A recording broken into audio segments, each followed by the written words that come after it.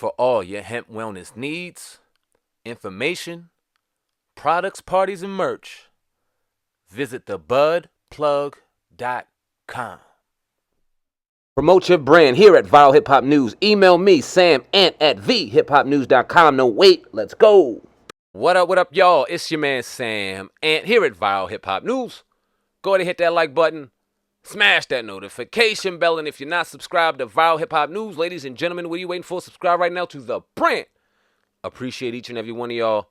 And let's get to work. All right, Kanye has been in the news in ways I have never, ever seen before. We have learned more about Kanye the last week than we have ever knew. Hell, I'm sure Kanye didn't even know half the shit they putting out on him in the media, throughout the media, in hip-hop, in Fox, in CNN, in publications, in blogs, and all kind of other shit. People, USA Today, Rolling fucking Stone, all over the place.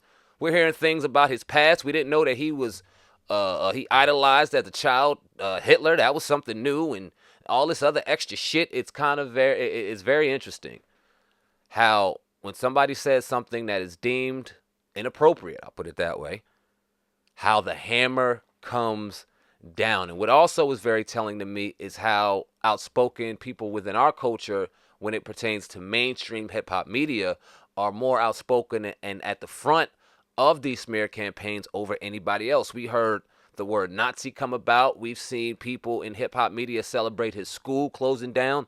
I never thought that we would take so much pride in hating on Kanye for what they say is slavery was a choice, all white, White Lives Matter shirt, and speaking wrongly on George Floyd.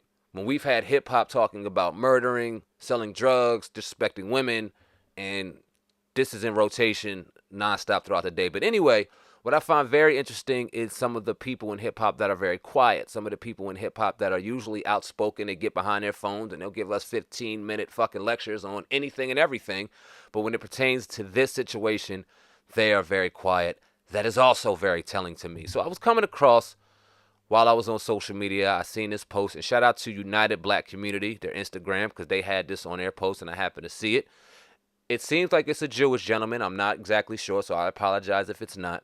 But it's a gentleman speaking on the Kanye West situation, the percentages in the Jewish community when it comes to the wealth gap as opposed to our culture. But he said some very interesting things, and for whatever reason, I don't know what it is about our culture. And I'm not talking about the people who watch this. I'm just talking about in general. When a white person says something that we've been saying, it just hits a little harder. People just look at it a little different. I don't know. The white ice is just a little colder. I don't know what it is. But shout out to this man who was very outspoken in telling his truth and stating some facts and letting it be known what's going on with the powers that be. I'm going to play the clip of the gentleman. Like I said, shout out to, my bad, I don't want to make sure I say it right, United Black Community on Instagram. Go follow them right now. And let's play the clip, man. Let's go. Hopefully this is my last statement on Kanye and anti-Semitism, but I feel like it won't be. But this is what I wrote. Jews are 2.4% of the population, but 35% of the Forbes 400. African Americans are 13.6% of the population, but only 0.5% of the Forbes 400. Instead of listening to the wealthiest and most outspoken black man in the media about the issues he has with potentially racist and stultifying Jews in the industry, which is what going DEFCON 3 on Jewish people translates to in Ebonics, he is completely excoriated. 92% of U.S. Jews identify as white. Israel is known to suffer from intense racial discrimination against its Arab, Mizrahi, and Ethiopian communities. To destroy the life of a black man who says he's going to speak up about the oppression African Americans face from white capitalist owners is insanely racist and problematic. I wish Abraham Joshua Heschel was alive today to deal with this. What I think he would do is meet with Kanye and allow him to air his grievances and acknowledge the problematic power imbalance between Jews and African Americans in media and African American society.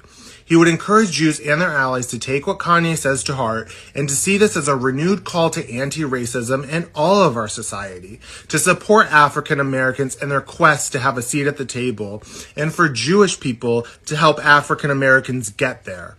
Remember, Jewish Americans have an average net worth of $150,890, and African Americans have an average net worth of $24,000. Beating on Kanye for talking about that only reveals your racism. Have a nice day. Leave a comment in the comment section. Let me know what you think about what we just heard. If you deem this video worthy enough for your share, I appreciate you sharing it on your Facebook, your Instagram, your YouTube, whatever the case may be. Let's get the message out. Thank you guys so much for your continued support. I see it. I acknowledge it. I embrace it. And I appreciate y'all. Until next time, until next story, Sam Ant, CEO of the brand Viral Hip Hop News. Love each and every one of y'all. Love yourselves. I'm out of here. Peace.